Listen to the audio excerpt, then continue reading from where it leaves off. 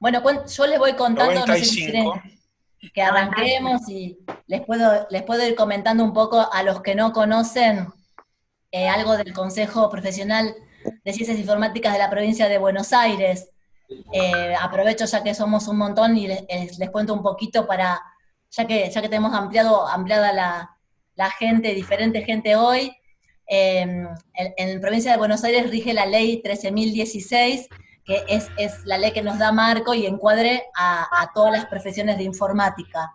Y el Consejo de Profesionales de Ciencias Informáticas de la provincia de Buenos Aires tiene asiento en La Plata. Y, por supuesto, la función principal es la de gobernar la matrícula, no los matriculados. Pero, obviamente que es la parte de la ética profesional, ¿sí? Y regular ese tema que no es nada, no es menor. Tiene un reglamento interno, colabora con los poderes públicos. Bueno, les puedo leer un parrafito armado ya, pero propone también capacitaciones, propone que la profesión esté regulada dentro de este marco, asiste a los profesionales en conocimientos con estas capacitaciones, con estas charlas, conferencias, congresos, jornadas. Bueno, en eso estamos trabajando muchísimo ahora durante la cuarentena porque estamos limitados bastante para otras acciones, pero en cuanto a la parte esta virtual que nos da este espacio para compartir, empezamos, además de los cursos que tenemos regulares, este ciclo de charlas gratuitas, que más allá del objetivo propio de la charla, tienen como un segundo objetivo conocernos, participar, estar en contacto y surgen nuevas ideas siempre después de cada debate y de cada charla. ¿Qué más les puedo contar? Te daría la palabra a vos, María Marta, si querés Bueno, cómo no. presentarte. María Marta Tomás Esbane es la presidenta del Consejo. Bueno, buenas tardes a todos, ya a los que no saludé, a los que no me conocen. Este es nuestro segundo mandato en el Consejo, así que bueno, muy contentos de poder ampliar en el marco de esta pandemia y de este aislamiento. Nosotros estamos, como decía bien Silvana, fortaleciendo el tema de virtualización, tanto de cursos como de estas charlas que son gratuitas y libres para los informáticos y para cualquier otra persona que le interese la temática. Vamos a ir manejando diferentes temáticas y les vamos a ir acercando, y bueno, el que le interesa se une a la reunión, porque como decía Silvana, la ampliamos, el Consejo invirtió como para no quedarnos cortos, porque la primera charla tuvo mucho éxito. Más allá del que nosotros pensamos, la convocatoria fue de manejo de proyectos, generó mucha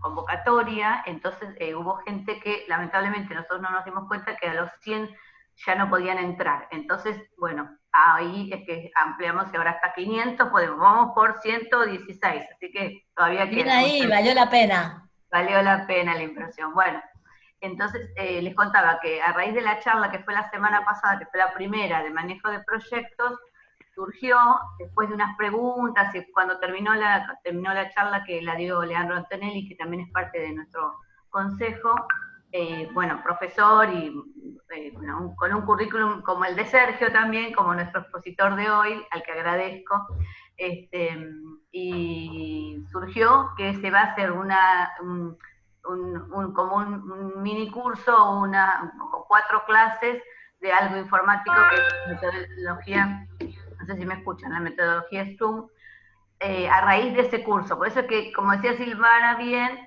una cosa dispara a la otra. Entonces, bueno, nosotros estamos muy contentos de poder brindar estas charlas. No los probo más, solamente decirle que trabajamos ad honorem, como la mayoría de los consejos y colegios, así que parte de nuestra vida y nuestro día lo dedicamos al consejo para que estemos un poco mejor. Bueno, muchas gracias y bienvenidos. Bueno, veo más caras conocidas, Melina, Eliana, Claudia. ¿Cómo estás, Claudia? Veo, Claudia Giner, veo muchas caras conocidas, no voy a hacer a tiempo a saludar a todos, porque paso a presentar al expositor. Paso a presentar al expositor, se llama Sergio Carriquiriborde. Bien ahí, ¿no? ¿Lo dije bien, Sergio? Sí, está bien. Carriquiriborde. Bueno, Sí. Sergio es analista de computación, es especialista en redes y en seguridad, egresado de la Universidad Nacional de La Plata. Además de esta profesión que es la que hoy se va a desplegar, su segunda profesión o su primera o la par, no sé, es abogado también de la Universidad Católica, y con las dos profesiones es especialista ahora en el tema de hoy, de la charla de hoy. Fue analista programador en Techint, también para la Suprema Corte trabajó, fue profesor en IBM y es perito informático.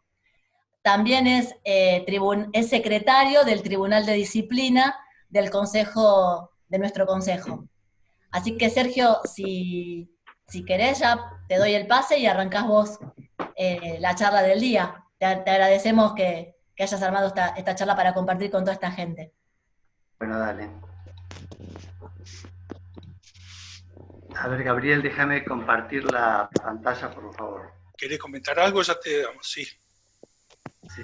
Listo. Bueno, gracias todo por tuyo. la presentación y gracias a vos, María Marta, también, la presidenta, por la oportunidad de dar esta charla.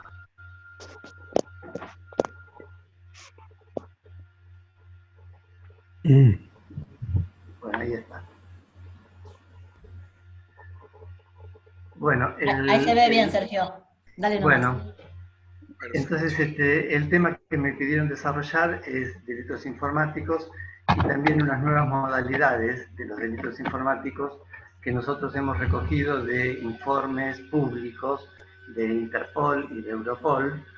Y lo que vamos a hacer básicamente es enunciar los delitos informáticos y los incidentes de seguridad informática que completan el tipo penal. Es decir, vamos a hacer ese paralelo entre los delitos informáticos y los incidentes de seguridad que constituyen un delito informático. Bueno, para llegar a ese cuarto punto, como me estoy dirigiendo a un grupo mayoritariamente de informáticos, primero vamos a hacer unas nociones muy básicas de derecho, nociones jurídicas, después una noción de delito informático y una clasificación. Después vamos a hablar unas nociones de qué parte de la informática se vincula con los delitos informáticos, no sé, como para justificar por qué estamos dando una charla que tiene una pata en el derecho y una pata en la informática, y después entramos de lleno en enumerar los delitos informáticos y su correlativo incidente de seguridad. Sergio, me meto un cachito nada más que para pedir a la gente que se muteen, por favor. Así quedas vos solo hablando en el micrófono abierto. Cada uno que se vaya muteando, por favor.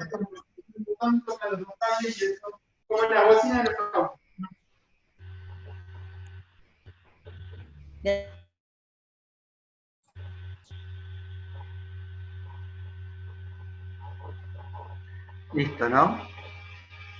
Nos quedan algunos sin mutear todavía, en lo posible si se pueden ir muteando todos, les agradecemos para que tener mejor sonido cada uno. Gracias.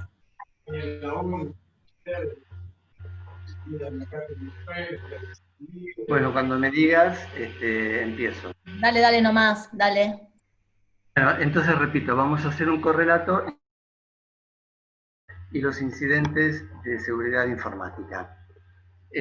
Para ponernos de acuerdo con las nociones básicas de derecho, bueno, les digo que el derecho se define como el orden social justo, es decir, un conjunto de normas en las cuales todas las personas están de acuerdo y que permiten la convivencia.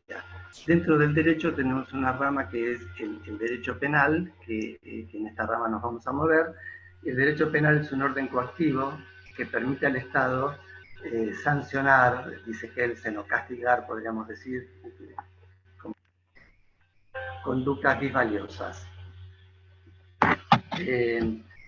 Estas conductas disvaliosas son las que constituyen los delitos. La definición clásica de delito es un delito es una acción típica, antijurídica y culpable. Decimos que es una acción porque es una conducta del hombre.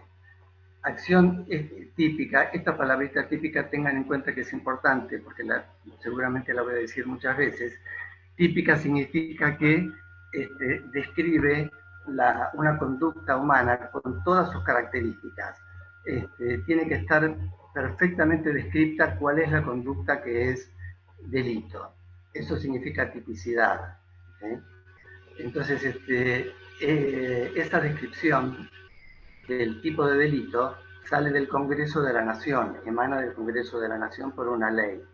Los delitos son, los tipos delictivos son creados por una ley del Congreso de la Nación. Entonces, el tipo penal es el conjunto de conductas y el conjunto de elementos que forman parte del delito. Si falta alguno de estos elementos, el delito no se configura. Por eso es muy importante el concepto de tipicidad. El delito también es una acción típica antijurídica. Antijurídica significa que tiene que oponerse al orden jurídico en su totalidad, porque el juez de garantía da permisos para, por ejemplo, ingresar a una morada es un delito, pero realizar un allanamiento no, porque está permitido por el juez de garantía. Y hacerle un daño a una persona es delito, pero hacer ese daño en defensa propia no es delito. Entonces, para que la conducta sea delictiva, tiene que estar enfrentada contra el orden jurídico en su totalidad. Y culpable significa que sea reprochable a una persona. Los delitos hasta el momento se venían produciendo en el mundo real, pero bueno, desde que surgió la informática también tenemos delitos que se dan dentro del mundo tecnológico. Entonces hay que analizar para cada delito el contexto tecnológico, y esto es lo que vamos a ir tratando de hacer a medida que vayamos mencionando los delitos. Bueno, el imputado es la persona autor y partícipe de la comisión del delito. El tipo penal, como ya dije más arriba, es la descripción realizada por la ley de una conducta punible. No se puede sancionar o castigar a una persona porque hizo algo parecido a un delito. Tiene que ser la conducta exacta. Eso es lo que se llama la prohibición de la analogía. Después la pena es la privación de un bien jurídico establecida por la ley e impuesta por un juez. La escala penal, la cantidad de tiempo que se puede penar a un imputado. Pasamos a la siguiente.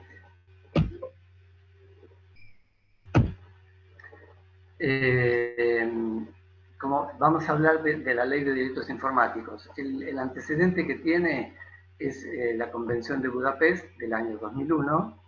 Esta convención se dio en el marco de la Unión Europea, pero se invitó a todos los países del mundo y la Argentina la incorporó a su derecho interno recién en el año 2017 a través de una ley, porque en Argentina los tratados internacionales se incorporan a través de una ley.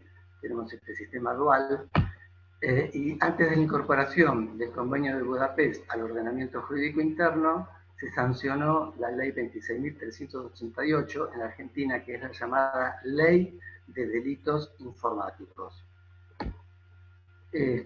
También quiero agregar que hay otras leyes que incorporaron delitos informáticos al Código Penal.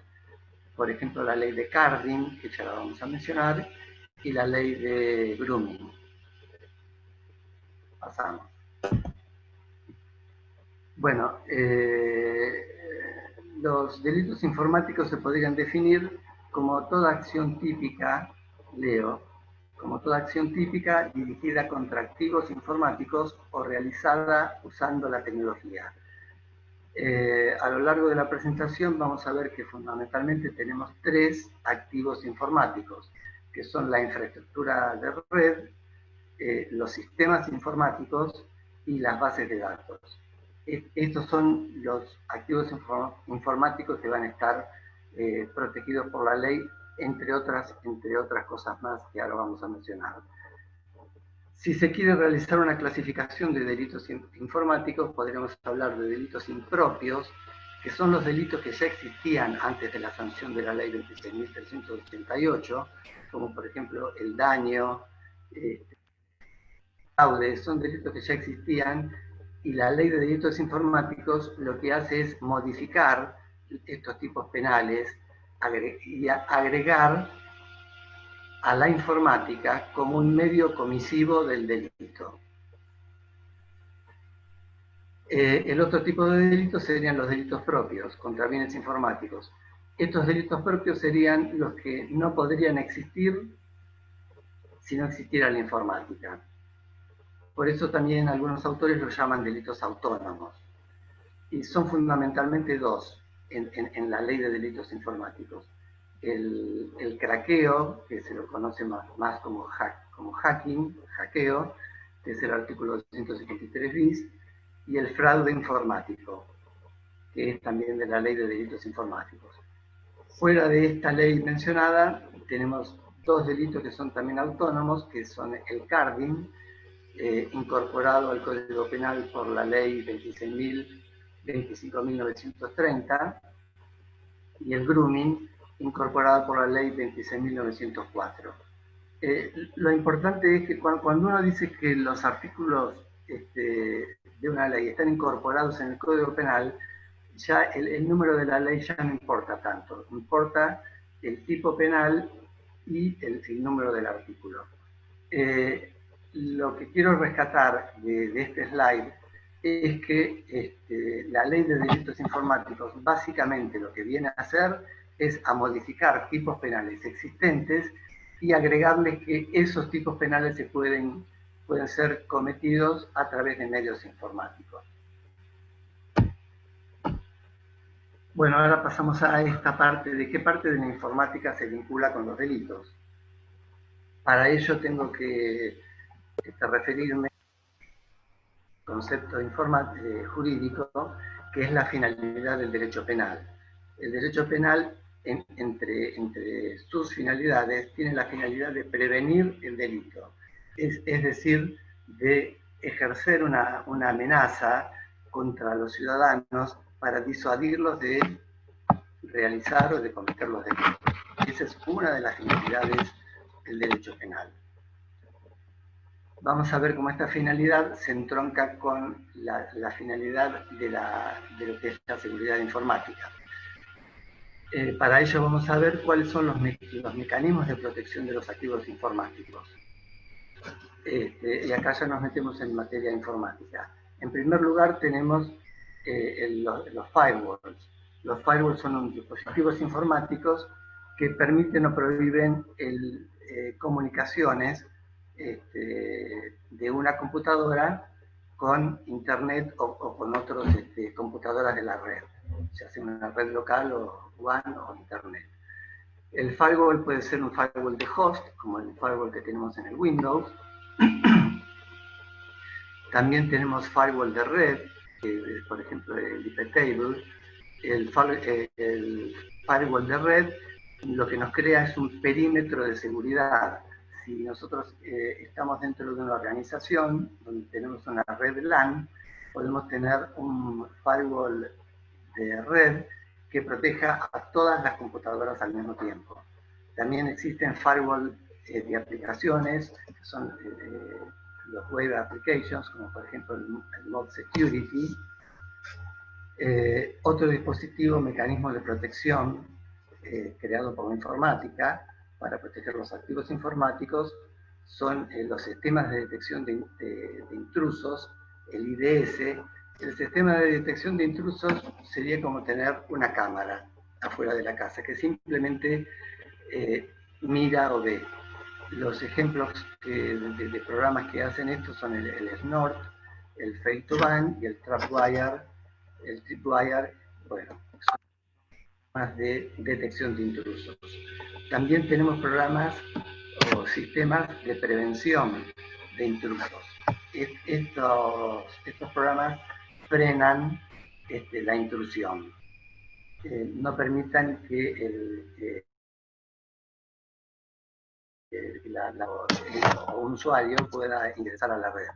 La diferencia entre los firewalls y los IDS e IPS es que el firewall solamente analiza la cabecera de los paquetes de datos, es decir, analiza la dirección IP entrante y saliente y el puerto entrante y saliente, y los IDS e IPS también analizan el payload del paquete de datos. El payload vendría a ser lo que está después de la cabecera. Es decir, estos últimos dos sistemas analizan el paquete de datos completo, tanto la cabecera como la parte de datos llamada payload. Para seguir con este grado de complejidad de mecanismos de protección, tenemos la criptografía. Con la criptografía podemos tener estas consolas SSH para entrar en forma remota a una computadora con una conexión encriptada y autenticada. También tenemos los hashes,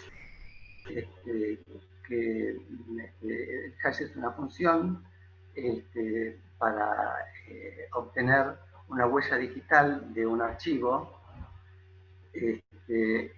y también está la firma digital, que es otro sistema de protección.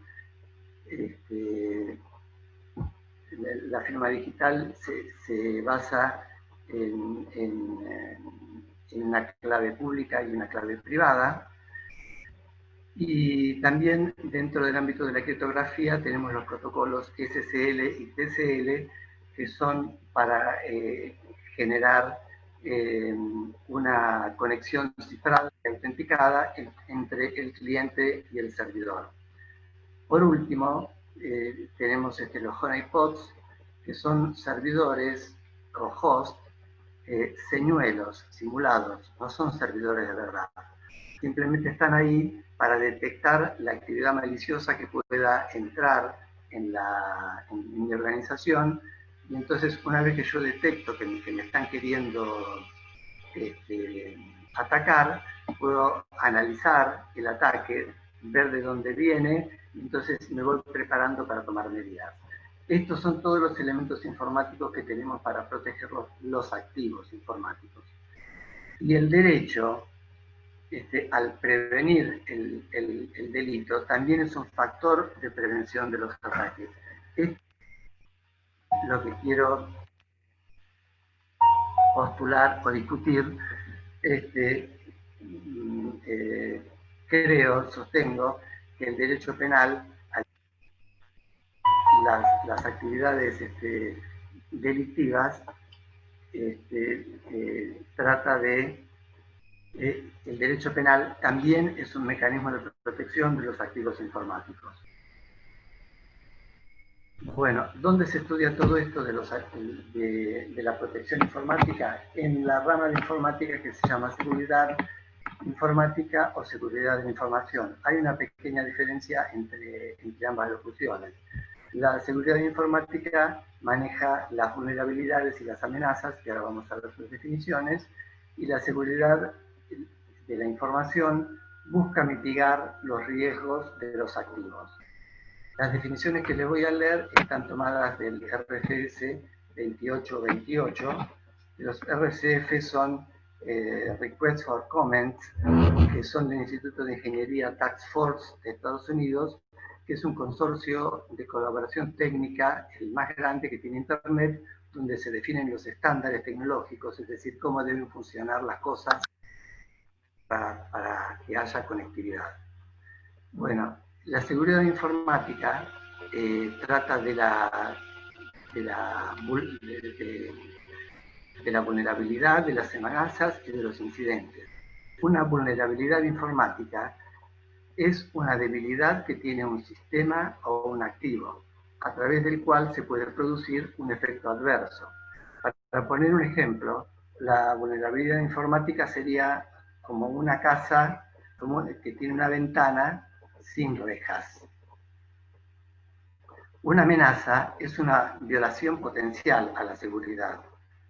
La amenaza, siguiendo con el ejemplo, sería una persona que quisiera entrar o que pudiera entrar a la casa, pero que todavía no entró.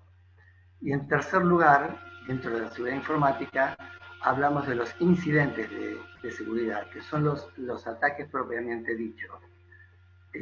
Cuando rompen la seguridad de un activo informático y con alguna actividad maliciosa generan algún daño en los activos informáticos. Incidente o ataque son sinónimos. Es toda actividad maliciosa que se realiza sobre los activos informáticos. La hipótesis de trabajo es que un ataque podría ser un delito. Entonces vamos a ir viendo los delitos y los distintos ataques informáticos que se hacen contra los sistemas informáticos para ver si completan los elementos del tipo penal. O sea, vamos a hacer un paralelo entre delitos e incidentes informáticos.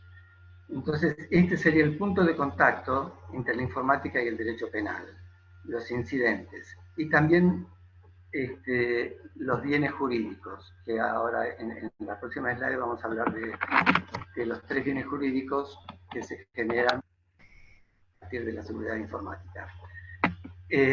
Ahí en el número 4 le pongo la palabrita riesgo, que la seguridad informática trata de mitigar el riesgo. El riesgo es la probabilidad de que una amenaza impacte en una vulnerabilidad multiplicado por el impacto en el negocio. Es decir, vamos a hallar un numerito que pondere el riesgo. Y esta ponderación del riesgo nos sirve para darle un resultado a un penetration test que podamos vender o realizar en una organización. Entonces, se ha pasado de la idea de debilidad informática a la idea de riesgo para que el penetration test sea un producto más vendible. Este concepto de riesgo viene de la fundación OWASP, que les quiero explicar un poquitito a qué se dedica, porque la voy a mencionar varias veces en la charla. OWASP es un proyecto de seguridad de aplicaciones web abiertas. Es una ONG de Estados Unidos y realiza cada 3 años un documento que se llama Top 10, que es una guía para el desarrollo de software seguro y de testeos. Es un documento que tiene los 10 riesgos más severos y más vistos y más dispersos por el mundo en las aplicaciones informáticas.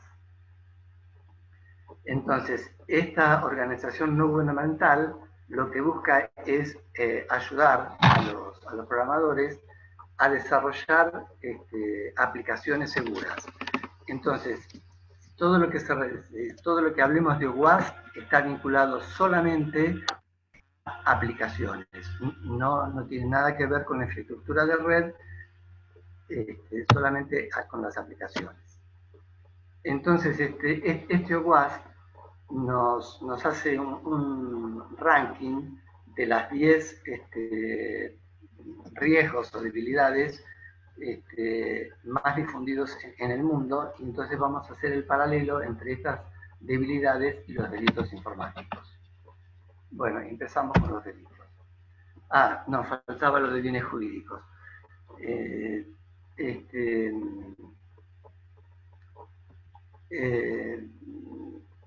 Entonces, el punto de contacto entre la informática y el derecho penal son los incidentes de seguridad. Y estos incidentes de seguridad tratan de proteger. Acá lo que hay que proteger son los 3 atributos de la información, que son la confidencialidad, la integridad y la disponibilidad de la información. Y acá es donde también se imbrica el derecho con la informática, porque estos tres atributos de la información, que son conceptos creados en el ámbito de la informática, pasan a ser bienes jurídicos protegidos por el derecho penal. Y les explico un poquitito esto de bienes jurídicos para los informáticos. Dentro del Código Penal tenemos, por ejemplo, el bien jurídico vida, que es un bien jurídico protegido por el delito de homicidio. O sea, el que realiza un homicidio va a tener una sanción, un castigo, y lo que se quiere proteger entonces es la vida jurídico. Entonces, la informática, a través de la seguridad informática, incorpora al derecho estos tres bienes jurídicos, que son la confidencialidad, que vamos a leer la definición, nos garantiza que la información solo sea accesible por las personas autorizadas. Es decir, que si yo mando un mail, voy a tener la intención de que ese mail solamente sea leída por el destinatario. Es decir, que sea resguardada la confidencialidad de esa comunicación electrónica. En segundo lugar, el segundo bien jurídico o atributo de la información es la integridad, que garantiza que la información solo puede ser modificada por quien está autorizado a hacerlo. Si yo, por ejemplo, en algún organismo del Estado, tengo una base de datos de todos los dominios de los automotores, de todas las patentes de los autos, yo tengo que tener la certeza de que esa base de datos sea íntegra y que nadie la modifique sin permiso. Entonces, este bien jurídico, integridad, lo que busca es que podamos confiar en esa base de datos, que esa base de datos es íntegra y todas las modificaciones se hicieron sin malicia y por personas autorizadas. Y en tercer lugar, tenemos la disponibilidad de los datos, que es el otro atributo de la información y bien jurídico que se quiere proteger, que garantiza que los usuarios autorizados tengan acceso a la información y a los recursos cuando los necesiten. Salteamos en los recursos. El primer delito informático con el cual nos encontramos es el de imágenes de abuso sexual de menores, que es el artículo 128.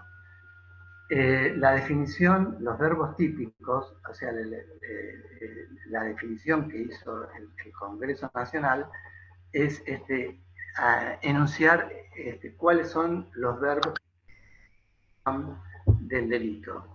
Y esos verbos típicos son estos 8 que están escritos ahí: producir, financiar, ofrecer, comerciar, publicar, facilitar, divulgar o distribuir por cualquier medio, agrega la ley de delitos informáticos, toda representación de un menor de 18 años dedicado a actividades sexuales explícitas, o toda representación de sus partes genitales, con fines predominantemente sexuales. Luego, en el año 2018, a través de la ley 27.436, se incorporó la tenencia simple de imágenes o representaciones de abuso sexual de menores. Pusieron a sabiendas porque en Estados Unidos hubo el caso Stulock, que esta persona tenía las representaciones de abuso sexual de menores en la calle de los navegadores, y entonces adujo que no sabía que estaban ahí, y a esa persona no la penaron. Entonces acá en Argentina se puso a sabiendas. La persona tiene que saber que están las representaciones en su disco para ser pasible de una pena en el caso de que se produzca un juicio y recaiga una sentencia. Los contextos tecnológicos en los cuales se puede producir este delito son en las redes sociales, por ejemplo el Ares, el BitTorrent, el Emule, el Facebook y el WhatsApp. El WhatsApp, por ejemplo, tiene la ventaja que nos dice si una representación fue enviada. Las otras redes sociales, en principio, no nos dicen si una representación fue efectivamente enviada. hay maneras, de cualquier manera, de saber si una representación salió o no de mi computadora. Pero lo que se entiende es que si yo me descargo el Ares y descargo una representación de abuso sexual infantil, que la descargué, ya la estoy compartiendo. Entonces, por el mero hecho de tener el Ares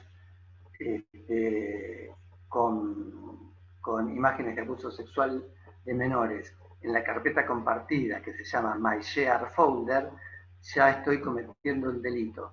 Esto yo lo sometí a una discusión en el colegio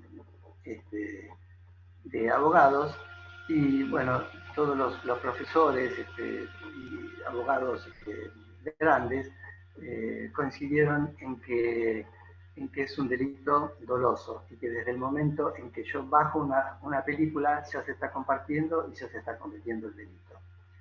Bueno, justamente este primer delito no tiene un correlato en los incidentes de seguridad. Por eso el convenio de Budapest lo pone en un título que se llama Infracciones relativas al contenido de los archivos. Pasamos a otro delito. La ley de delitos informáticos agrega a este título del Código Penal, delitos de violación y secretos, agrega también delitos contra la privacidad. Bueno, acá vamos a dividir esto en tres partes: delitos contra las comunicaciones electrónicas, delitos contra los sistemas informáticos y delitos contra las bases de datos. Entonces, en primer lugar, delitos contra las comunicaciones electrónicas. Tenemos que una comunicación electrónica es todo mensaje enviado por un individuo por medio de un sistema electrónico. Una comunicación electrónica puede ser un email o las peticiones que se producen en un sistema cliente-servidor. Es decir, cuando establezco una conexión con un servidor, también estamos realizando comunicaciones electrónicas. Entonces, el primer tipo penal que tenemos acá es el del artículo 153, que los verbos típicos que completan la acción del tipo son abrir, acceder indebidamente, apoderarse indebidamente, suprimir o desviar, interceptar o captar, comunicar o publicar una comunicación que no me esté dirigida. Entonces, pasando a la informática, estas acciones se pueden hacer, por ejemplo, con un sniffer. Un sniffer es un programa que yo pongo en una computadora de una red y sirve para analizar los protocolos. El sniffer me va a mostrar todos los paquetes de información que están circulando por la red. Todos los paquetes de información no encriptadas. Entonces, si yo pongo un sniffer sin autorización y empiezo a mirar todo lo que están transmitiendo las otras computadoras, estoy haciendo una interceptación. Eso sería un delito. Pasamos a ataques MIT. MIT significa man in the middle, es decir, hombre en el medio. Y es muy fácil definir el ataque sería la introducción de un intermediario entre el emisor de un mensaje y el receptor. Tenemos dos computadoras y ponemos una computadora en el medio que va a ver todo lo que sale de una computadora para llegar y todas las respuestas que emite la otra computadora. Esto se puede hacer, este ataque man in the middle se puede hacer de tres maneras. En primer lugar, se puede hacer con un ARP spoofing. El ARP spoofing lo que hace es alterar la tabla ARP de un cliente. La tabla ARP lo que hace es asociar direcciones IP con direcciones MAC. Las direcciones MAC son las direcciones de Media Access Control, que son las direcciones únicas que están en las placas de red, y el spoofing altera esta tabla de manera tal que pueda poner un intermediario que capte,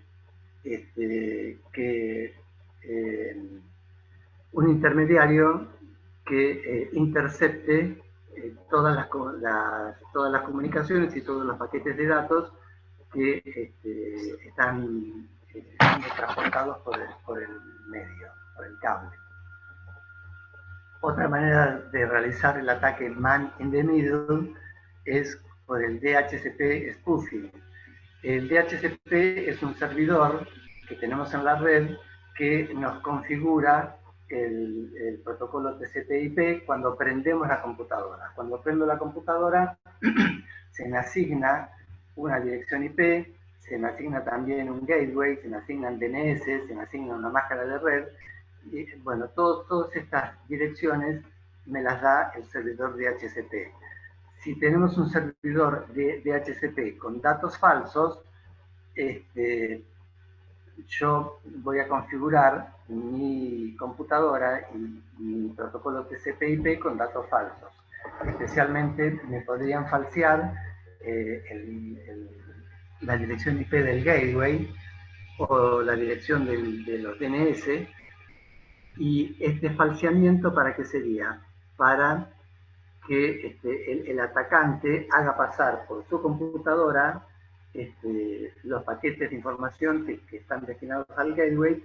Entonces el atacante ve los paquetes y los deja pasar al gateway. Siempre la idea es tener una computadora entre medio del origen y el destino de un paquete de información. Y la tercera manera de realizar el ataque man in the middle es con el ICMP Redirect, que tiene el mismo efecto que el anterior, que es utilizar un mensaje ICMP para alterar las rutas de la víctima y hacer pasar la información por el atacante. El siguiente delito es la difusión de correspondencia, que sería publicar indebidamente una comunicación electrónica no destinada a la publicidad. Bueno, este tipo penal yo no le encontré ningún incidente asociado, así que pasamos a los siguientes delitos. Recuerdan que dentro de los delitos contra la privacidad tenemos los delitos contra las comunicaciones electrónicas, contra los sistemas de información y contra las bases de datos. Los delitos contra los sistemas de información es este delito autónomo, que es 153 bis, que es el 153 bis, el acceso ilegítimo a sistemas. El ejemplo clásico es el hackeo. En realidad la palabra que corresponde utilizar es el craqueo, es decir, el que rompe la seguridad de un sistema y puede entrar. Con el solo romper la seguridad de un sistema ya está completado los elementos del tipo, o sea, ya está cometido el delito. Entonces el craqueo es, como dice ahí, violar la seguridad informática. En segundo lugar, y acá voy a empezar a tomar los riesgos de las aplicaciones enumeradas por el top 10 de OWASP, y en el punto B, OWASP menciona el robo de sesión por cross-site scripting, por XSS. Esto, ¿qué significa?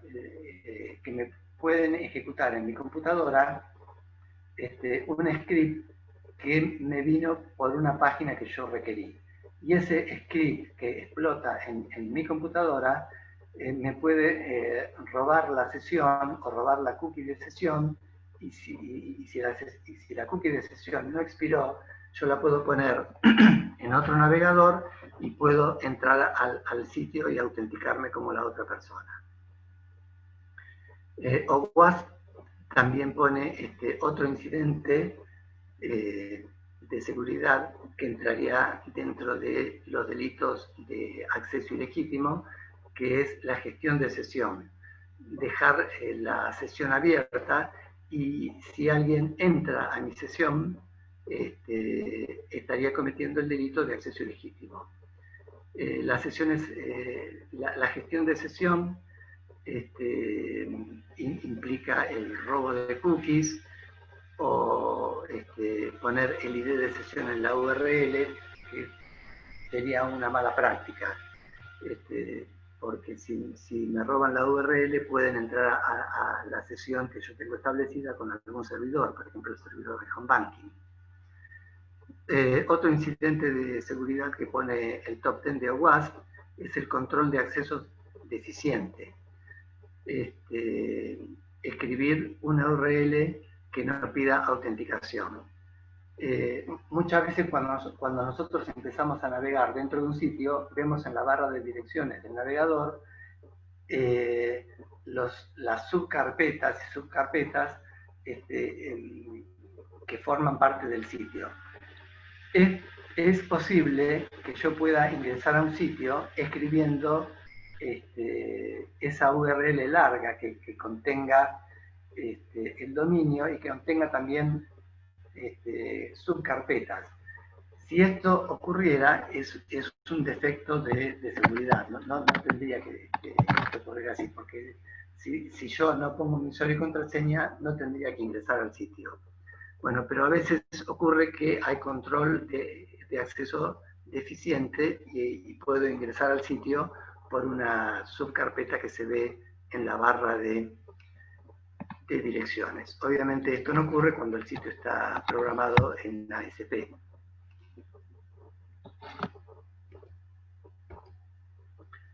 Bueno, y por último, OWASP también pone un incidente de seguridad que lo denomina configuración de acceso incorrecta. Es, por ejemplo, cuando utilizamos módulos preprogramados y dejamos los usuarios que están en esos módulos preprogramados, usuarios por defecto. Hay que quitarlos y borrarlos. En tercer lugar, tenemos delitos contra la privacidad y contra bancos de datos.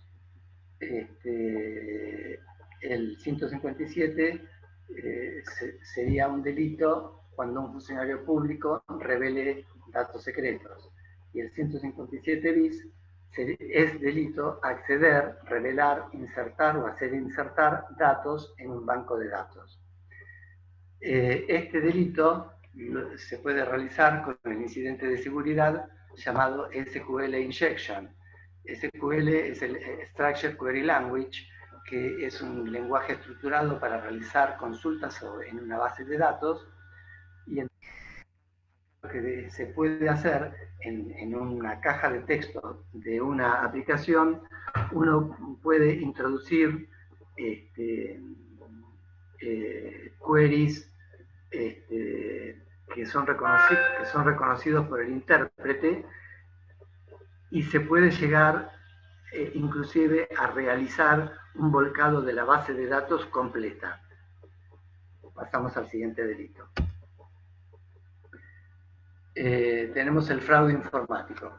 El fraude informático, definido en el artículo 172, la definición genérica, dice que es todo engaño o ardid que conlleve un desplazamiento patrimonial. Es decir, que hay dos elementos.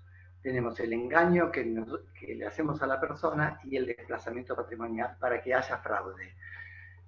La Ley de Delitos Informáticos agrega el inciso 16 en el artículo siguiente, que es el artículo 173, y este artículo 16 es el llamado fraude informático. Acá también hay dos elementos. Vamos a leer lo que dice ahí. Defraudar mediante técnica de manipulación informática que altere el normal funcionamiento de un sistema informático o la transmisión de datos. Los dos elementos que tienen que darse para que se cumpla este tipo es la manipulación informática, es decir, yo tengo que modificar algo del sistema. Ahora, esta manipulación que hago tiene que alterar el normal funcionamiento. Con solo cambiar el color de fondo de una aplicación, no estoy alterando el normal funcionamiento. Entonces tiene que ser una manipulación del sistema informático que altere el normal funcionamiento. Esto se produce, por ejemplo, con el farming. El farming es la redirección a sitios fraudulentos. El objetivo de esto es robarnos datos para después utilizarnos y robar activos, robarnos bienes, dinero. Bueno, ¿cómo se puede realizar el farming? Bueno, por ejemplo, realizando el envenenamiento de un DNS. Un DNS es el Domain Name Service, o sea, es un servidor de nombres de dominio que me traduce la URL que yo escribo en la barra de direcciones del navegador, la traduce a la dirección IP de manera tal que se pueda llegar a la computadora que tiene esa dirección IP. Ahora, el envenenamiento de DNS consiste en realizar una asociación falsa entre una URL escrita con letras y una IP falsa, fraudulenta. Entonces, si yo pongo coca-cola.com, el DNS me tiene que dar la IP verdadera que tiene el servidor de Coca-Cola. Ahora, si me devuelve una IP falsa, ese DNS está envenenado, está falsificado. Otra manera de realizar el farming es por la escalada de rango de páginas.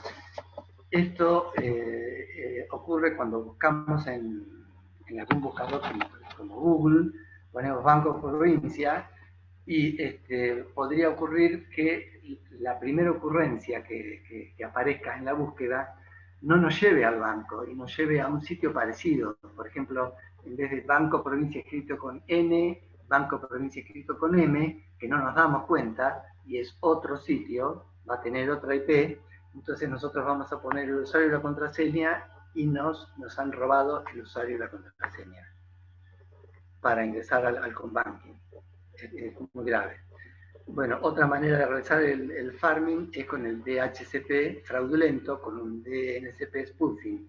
Es decir, cuando yo prendo la computadora, si el servidor DHCP me manda un DNSP envenenado, bueno, todas mis peticiones de páginas se van a resolver en páginas envenenadas, en páginas falsas. Otra manera de redirigir es lo hacen los proxies gratuitos, por eso no está recomendado utilizar proxies gratuitos. El proxy es un servidor de conexión, me trae las páginas que yo pido. Entonces, por eso podría traerme páginas fraudulentas. El otro supuesto de fraude informático es el phishing.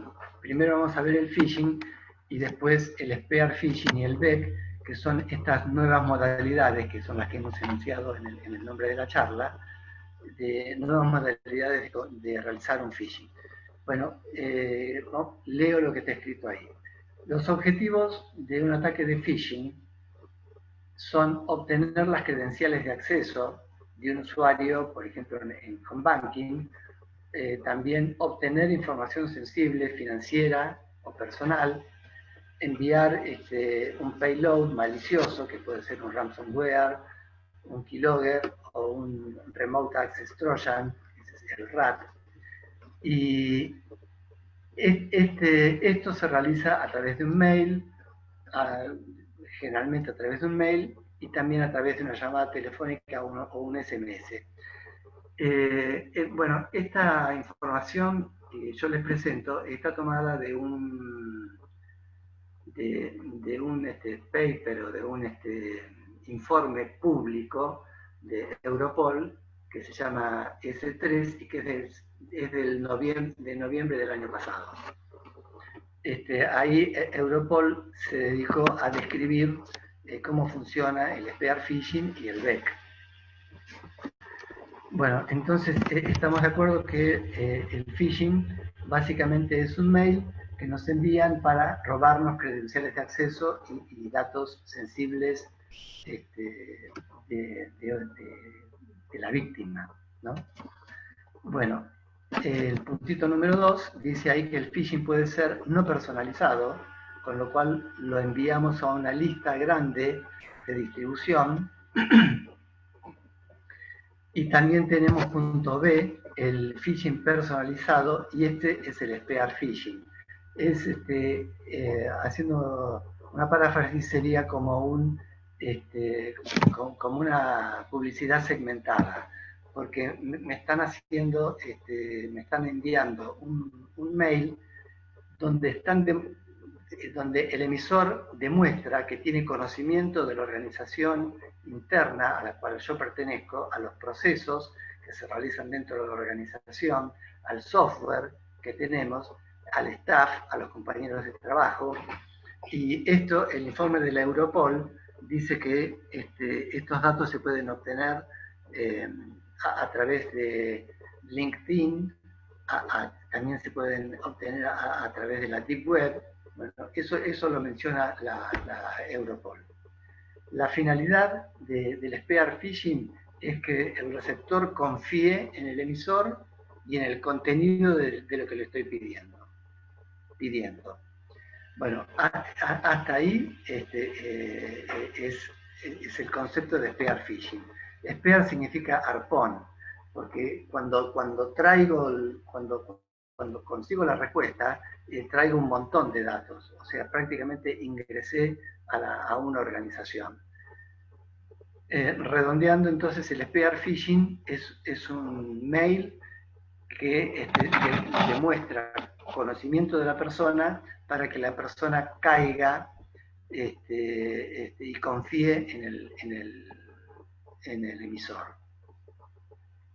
Paso. Este email se puede enviar desde una cuenta externa o desde una cuenta que pertenezca a la organización. Para eso tengo que tener las credenciales del CEO, ¿no? Tengo que haberlas robado de algún lugar. Leo lo que está en negrita. Un mail enviado desde la casilla de correo corporativa del CEO a un empleado solicitando con engaños que transfiera dinero a bancos extranjeros a través de un link y una factura con virus, esto es lo que se llama Business Email Compromise, o BEC. Entonces es profundizar un poquitito más, voy un poco más allá, doy un paso más allá respecto del phishing, del spear phishing, porque mando un mail utilizando la casilla de correos del CEO o del jefe de la organización. Es decir, tuve que robar de algún lado las credenciales del jefe y utilizar esas credenciales y mandar un mail urgiendo a un empleado para que haga una cosa saliéndose de los protocolos normales y apretar ese link para hacer una transferencia. Y también le pido que apriete la factura para tener el comprobante de la transferencia, y al apretar la factura me estoy bajando un virus con el cual el atacante toma dominio de toda la organización. Bueno, también se considera Business Email Compromise cuando está interceptar un correo y mandar otro correo con una nueva cuenta bancaria para realizar un pago. Para realizar esto tengo que tener dominio del servidor de correo. Entonces los atacantes van penetrando en la organización al punto de poder manipular el servidor de correo y reemplazar mails. Paso a la siguiente diapositiva. El otro fraude informático, que también es una novedad, según los informes que nosotros que se pueden acceder a través de internet de Europol y de Interpol es este que se llama SIM swap, que es secuestrar un número de teléfono y obtener el duplicado de la SIM para acceder a los códigos de verificación del banco. Es decir, para responder efectivamente al segundo factor de autenticación, es decir, algo que yo tengo, el teléfono, ¿no?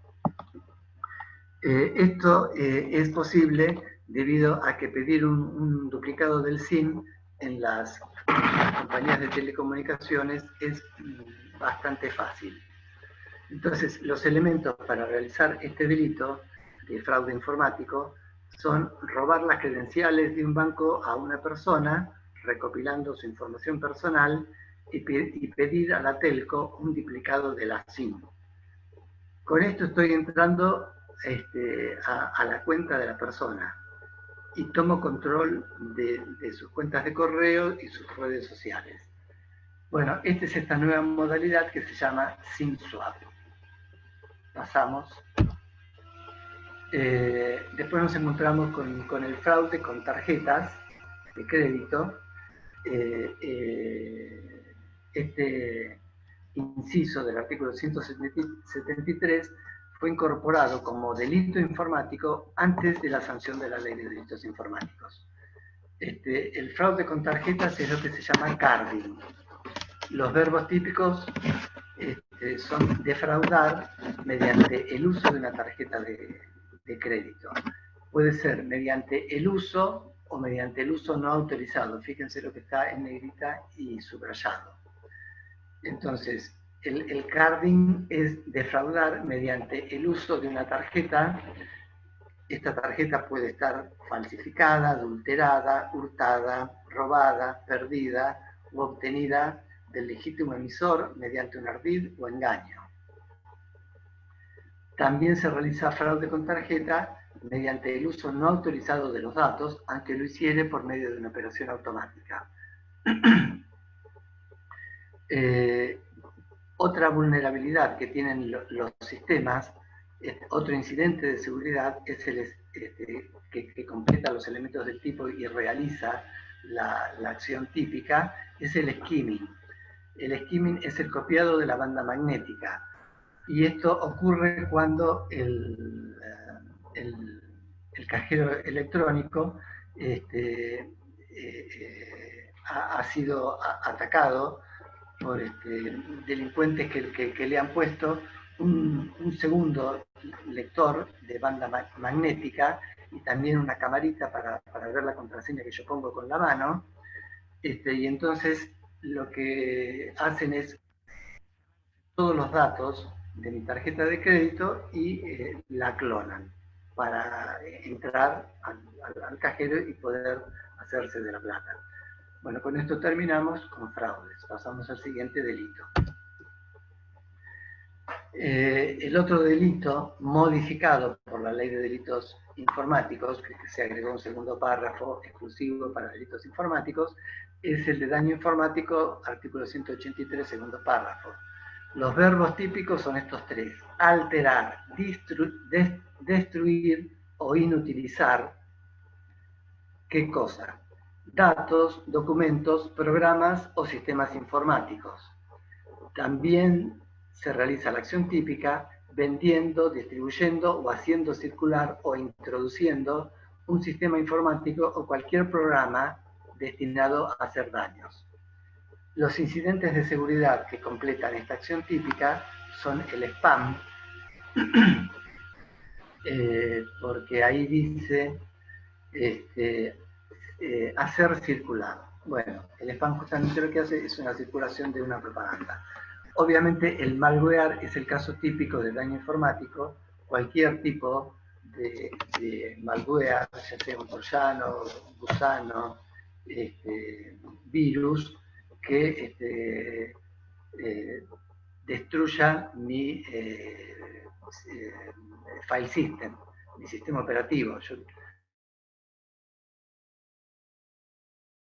Entonces están destruyendo este activo informático que es el sistema informático. Otra manera de realizar este daño informático es a través del hacking, que sería el secuestro del browser, a través del cual me ponen siempre un buscador que me roba datos. También se puede inutilizar la información a través del ransomware.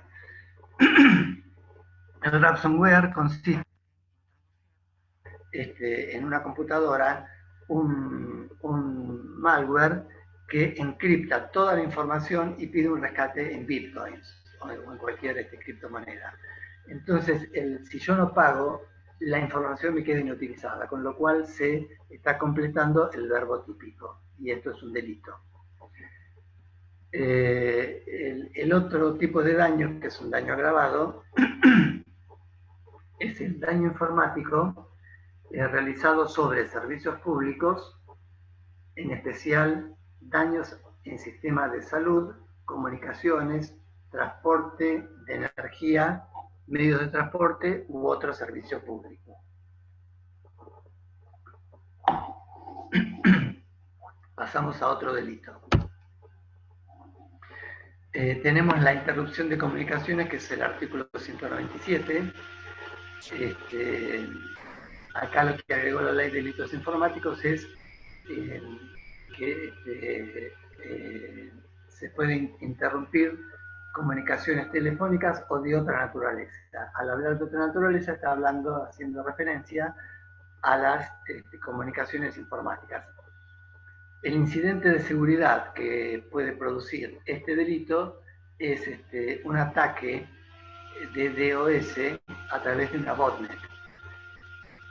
Una botnet es un conjunto de computadoras dirigidas por una sola persona, que trabajan, esas computadoras están captadas por un virus y trabajan como un zombie, trabajan zombies dirigidas por esa persona, y el DDoS, Distributed Denegation of Service, es el ataque de denegación de servicio. Entonces, esto funciona de la siguiente manera. El dueño de la botnet, las computadoras que están en internet, traten de ingresar a un sitio, como por ejemplo el sitio de Visa, y esto ha ocurrido varias veces. Entonces, tengo miles o varios cientos de miles de peticiones de acceso al mismo sitio web, y entonces se produce la denegación de servicio porque el servidor, digamos, se cuelga en el lenguaje informático, no puede responder a todas las peticiones de acceso, entonces deja de funcionar. Entonces acá se completa el verbo típico, se interrumpe la comunicación, no puedo ingresar al servidor porque está atestado de delitos. El siguiente delito es la alteración de pruebas, que consiste en sustraer, alterar, ocultar, destruir o en utilizar objetos de prueba. Está en el artículo 255. Bueno, y acá es muy importante el tema de la obtención de la evidencia digital, tanto para los que van a hacer la acusación como los que van a hacer la defensa. Bueno, es muy, muy importante obtener la evidencia digital de una manera confiable. Bueno, ahí vi un compañero que la otra vez nos hablaba de la información que bajamos, hashearla. También se pueden utilizar terceros de confianza, que esto es una novedad que salió el año pasado en la reglamentación de la ley de firma digital, que los terceros de confianza nos darían cierta autenticidad de algo que yo capturo y le pongo un timestamp, es decir, un sello de firma y hora y un número de hash a una captura que hago, por ejemplo, de una amenaza que estoy recibiendo por una pantalla. Pasamos. Luego nos encontramos con el delito de grooming, que consiste en contactar a una persona menor de edad comunicaciones, por medio de comunicaciones electrónicas o telecomunicaciones o cualquier otra tecnología de transmisión de datos, con el propósito de cometer cualquier delito contra la integridad sexual. Entonces acá el verbo típico es contactar. Con que solo contacte a la persona, ya estoy cometiendo el verbo típico, el delito. Y esto se realiza obviamente a través de las redes sociales. Pasamos al siguiente. La violación de derechos de autor.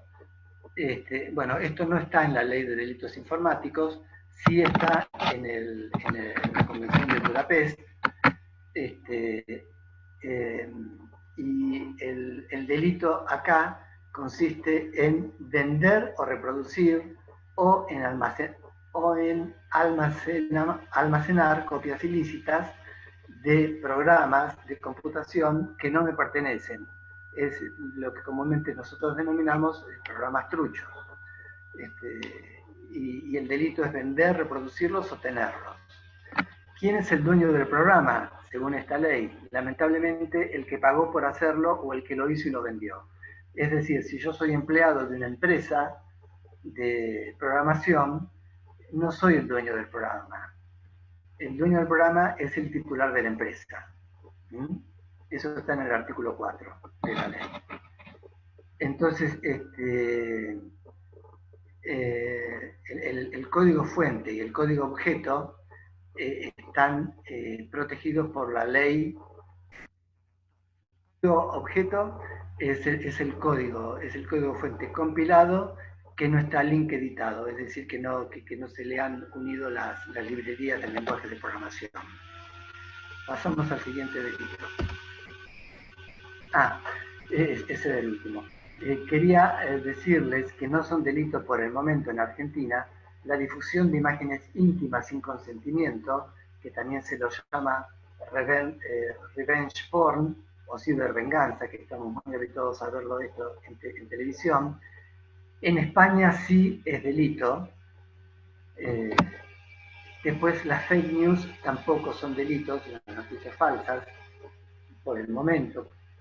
La suplantación y robo de identidad tampoco constituye un delito, y el ciberbullying tampoco constituye delito, aunque hay proyectos de ley para que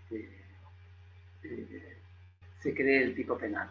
Como conclusión, les quiero decir que, bueno, que hay que analizar el contexto tecnológico de una conducta o incidente para ver si es delito o no.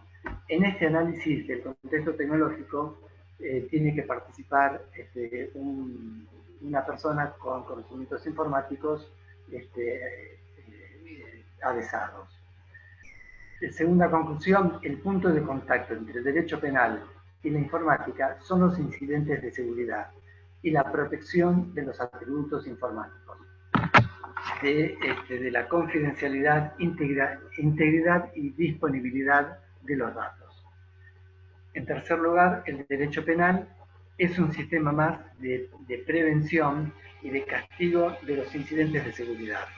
Es decir, si un craqueo o un SQL injection llega a ser investigado en un IPP y sobre la persona recae una sentencia condenatoria, ese incidente de seguridad se convirtió en un delito, en una persona presa. Y por último, lo que siempre se pide es denuncien los incidentes, denuncien los delitos, para que todo esto avance. Bueno, listo, con esto está terminado. ¿Quieren hacer alguna pregunta?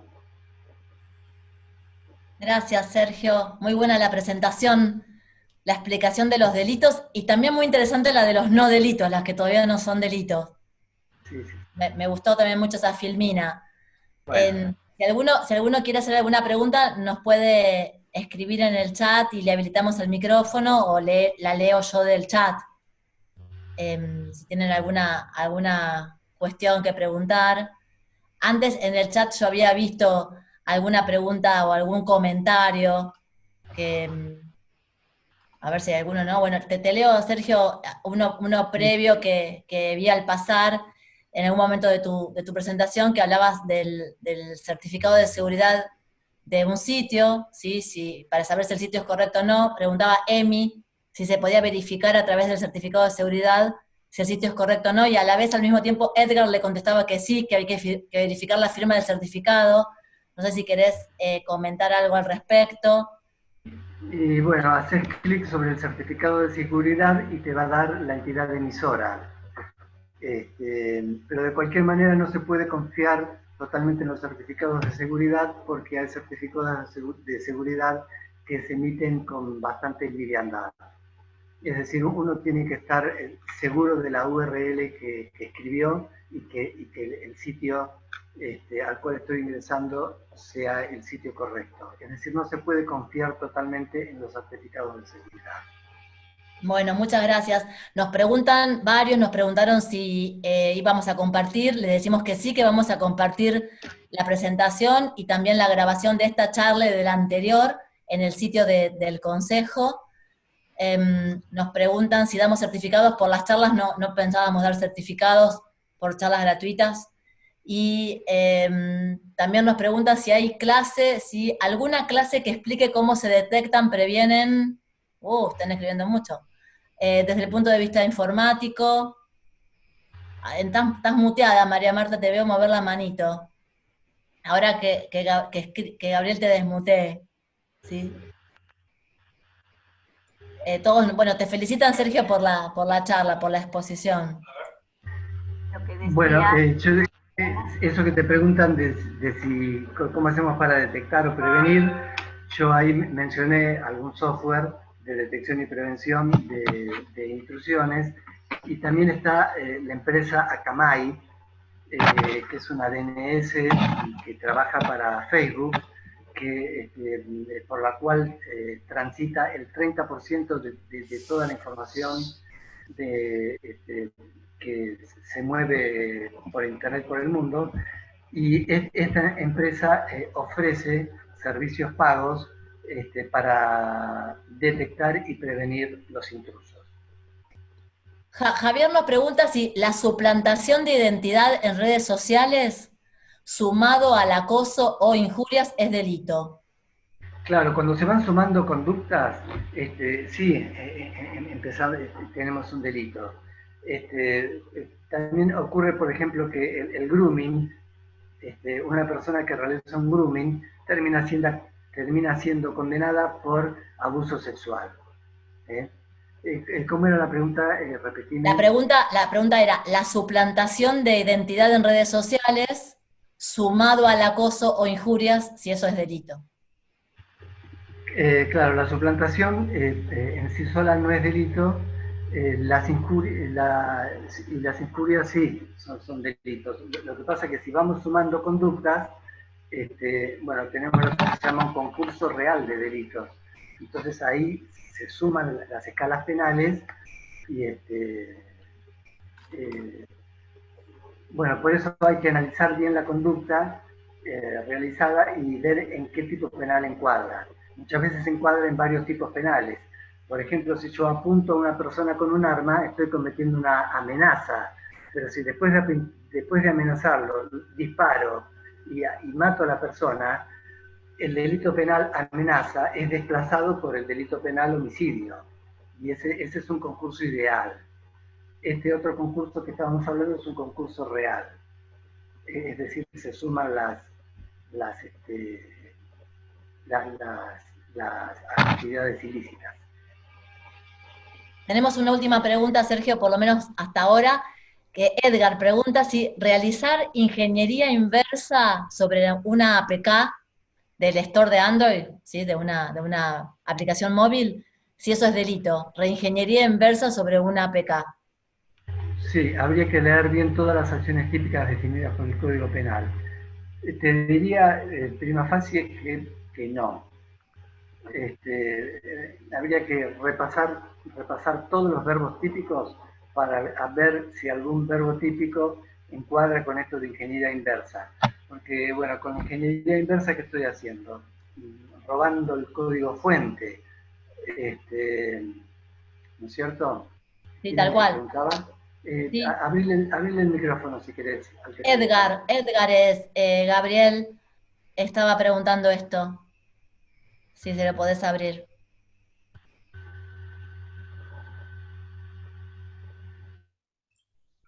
Habilitalo de cada. Hola, sí, ¿qué tal? Buenas tardes. Sí, hola Edgar.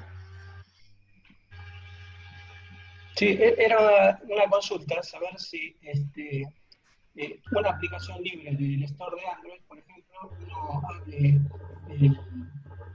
el APK, que es un Java, y analizar el código fuente, simplemente eso, nada más, para saber si es delito o no. Gracias. Bueno, te diría que simplemente analizar el código fuente no estás realizando ninguna acción. Dice la Constitución que las acciones privadas de los hombres están exentas de la autoridad de los magistrados. Es decir, que si vos solamente vas a abrir la APK para ver cómo funciona, copiar alguna idea,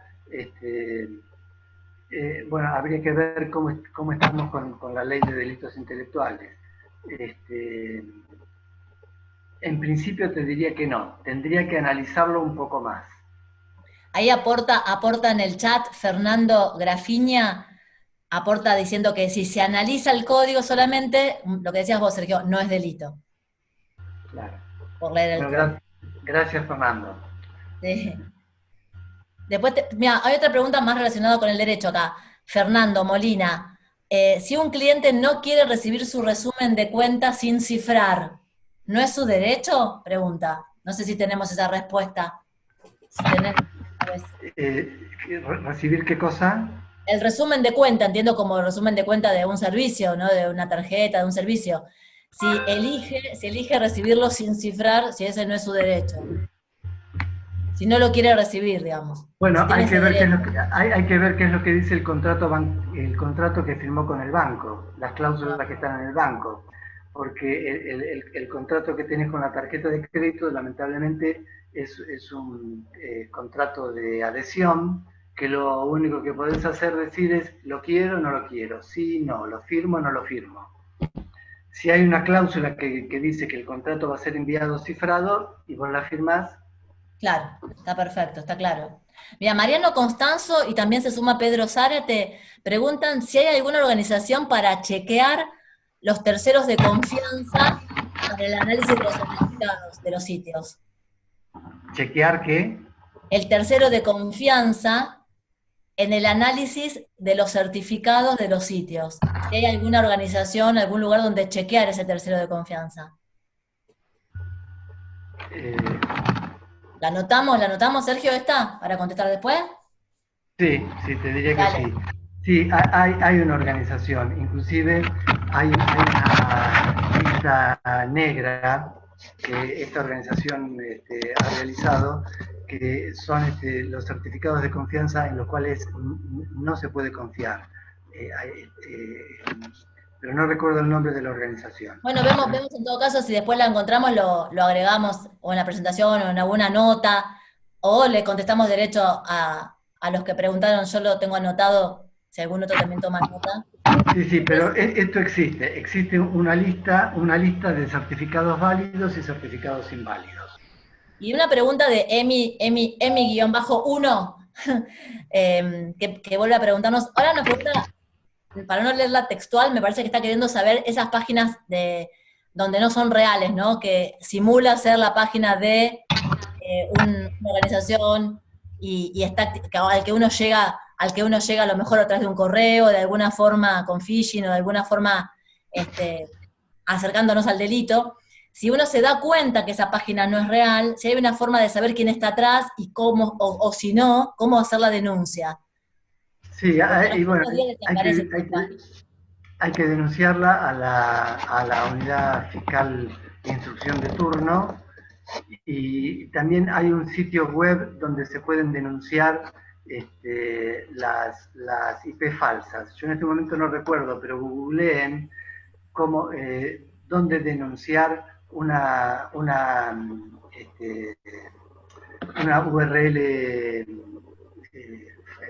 falsificada.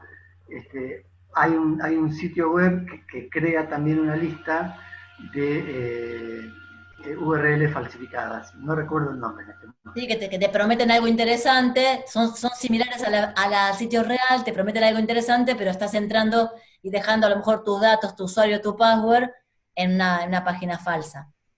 Bueno, Sí. listo, tenemos esa otra pregunta. No sé si Pero tenemos más. me parece que la pregunta era si estaba centralizada si había alguna La manera denuncia. sí, bueno, hay que hacer la denuncia y también se puede denunciar a través de Internet para que los organismos del gobierno de Internet, bueno, la vayan dando de baja. Ahí Fernando Grafini nos aporta otro dato. Él en el chat puso una URL, yo acabo de entrar, que es donde se puede hacer la denuncia, de denunciar una página de phishing. ¿Sí? Sí. Y Rosana Michelini, que es escribana, pregunta, bueno, yo no soy informática, dice, yo la conozco a Rosana, la saludo, que no había hecho tiempo de saludarla antes. Dice, yo no soy informática, ¿cómo hago? ¿Cómo me doy cuenta? ¿Cómo lo advierto? ¿Cómo hago la denuncia? ¿Sí? Y hay que, en general, lo que conviene es tener los botoncitos de acceso a los sitios que utilizamos nosotros para saber que estamos ingresando al sitio que queremos ingresar y a través de la URL que corresponde. Sí, eso para ingresar al sitio correcto. Lo que me parece que Rosana preguntaba es cómo hacer la denuncia, ¿no? Ella trabaja en la fiscalía y la ve del otro ángulo el tema, ¿no? Ella quiere denunciar, ¿cómo denuncia? Por ejemplo, en esta página o... Claro, bueno, hay que recoger todos los datos que se pueda de la URL falsa, por ejemplo, sacarle una foto o una captura de pantalla a la URL y denunciarla. Y después hay que, a través de la telco, de la empresa de telecomunicaciones, ver cuál era la IP de esa URL falsa para ver dónde estaba radicada, dónde estaba prestando servicios esa IP, y si encontramos la IP, vamos a encontrar la persona responsable de la IP. Pero, ahí nos van aportando, los asistentes nos van aportando dónde hacer la denuncia, también otra página para chequear URLs. Esto se torna en una comunidad y una colaboración entre todos. Cada uno aporta su conocimiento y está buenísimo. No sé si tenemos tiempo para más preguntas, si queremos seguir leyendo preguntas. ¿Cómo venimos, María Marta? Porque ya nos excedimos de la hora que les dijimos que íbamos a estar, pero están todos tan interesados que... Y una más, creo que ahí preguntaba Claudia, hay una pregunta de Claudia. Léela que se me pasó. ¿La lees vos, por favor? Espera que la encuentre, porque está. Claudia Justi. Claudia Justi dice. Acá la tengo. ¿Qué tan bien actúa la justicia? Ahí la tengo. ¿Qué tan bien actúa la justicia en torno a estos delitos? ¿Le dan importancia inmediata? Yo no soy, yo trabajo en la justicia, así que no puedo responder, pero sí se investiga. Sí. Lo que pasa es que es muy difícil llegar a la evidencia digital, a la prueba digital. ¿Mm? Sí, se preocupaba ella por el robo de cuentas, por ejemplo, preguntaba. Y sí. Hay que hacer la denuncia y se hacen las investigaciones. Lo que pasa es que acá el gran problema que tenemos es el tiempo que corre es la verdad que huye, ¿no? Entonces hay que hacerlo de manera rápida, por eso hay que capturar las pantallas, capturar toda la evidencia digital que se pueda lo más rápido posible y hacer la denuncia en la UFI. Bueno, genial. Vos sabés que, bueno, ya no tenemos más preguntas, pero los escribanos presentes, también Fede Travasio está proponiendo que contemos con ellos para hacer el trabajo en conjunto. Porque obviamente hay que tomar toda la prueba posible para después poder avanzar con el delito. Así que dice que es una forma interdisciplinaria, tiene razón. Tenemos que trabajar en conjunto, cada uno aportando su conocimiento. Bueno, Sergio, te felicitaron, todo el chat no te leí, pero muchas felicitaciones a la charla. Y excelente las preguntas, ¿no? Tenía una sola preguntita anotada, pero mirá al final, tiraron un montón, no me daban tiempo a leer. Muy bueno todo. les agradecemos a todos los participantes y organizamos otra más para la semana que viene. Estamos haciendo una charla por semana de todos diferentes temas. Son súper bienvenidos. Nos encanta compartir este rato. Muchas gracias a todos por participar. Ojalá Gracias, que hayan gente. podido aprovechar la charla. Y la vamos a subir. Y la vamos a subir. Sí, todos nos preguntan eso. Vamos a subir todo. Con foto de María Marta. Bueno, eso no. Con video de Zumba tuyo. Dale. Ahora me perdí la clase hoy, pero bueno, valía la pena. Bueno, muchas gracias. Chau a todos, muchas gracias. Muchas gracias. Chao.